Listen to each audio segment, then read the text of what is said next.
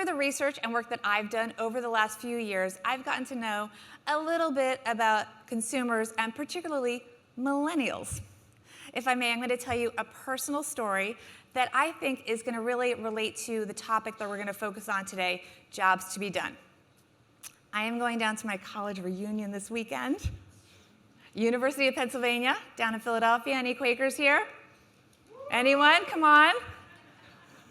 By the way, Jean Chatsky, who's going to be here tomorrow, also a Quaker. So this is me at my graduation. I'm not going to say what year. The 90s. With my Tridelt sisters. We have any Greeks here? Any Tridelts? Come on, guys. Come on. All right. So as those of you who have had a chance to read my book, How to Be a Financial Grown-Up, you knew we had to get a plug in there. Soon after I graduated from the University of Pennsylvania, I bought my very first apartment right here in New York City. It was a co-op studio on the Upper West Side. And what I don't go into detail about in the book is kind of the behind the scenes and how hard it was for me to get a loan. Part of it was because it was a studio, and that's always tough, entry-level, apartments, and it was a rocky real estate market. But another factor was that I didn't have much of a credit history. I had to borrow money from family members, and then once I owned the apartment, I then took out a loan and paid them back. So it's not ideal. And let's face it, I was pretty lucky to even have that option. Very few people would be able to have bought an apartment that way. Anyway, so fast forward to now and to my wonderful stepdaughter, Ashley. She just finished up her sophomore year at Indiana. That's her in the black shirt and plaid skirt. Any Hoosiers here? Probably have more Hoosiers than Quakers, but all right. Anyway, so she is, by the way, she's a cybersecurity major. How many people were cybersecurity majors? No one. Dead silence, right? Because it didn't exist at the time. But it's a really good major now, so definitely encourage your kids. That's a good one.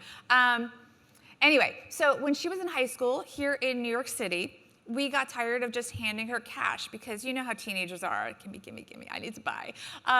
She always needed to buy something, always going out with her friends, and we never knew where all the money went. So first we got her a debit card, just to be safe, and then as she learned, we got her and her little brother, who's now 17, credit cards.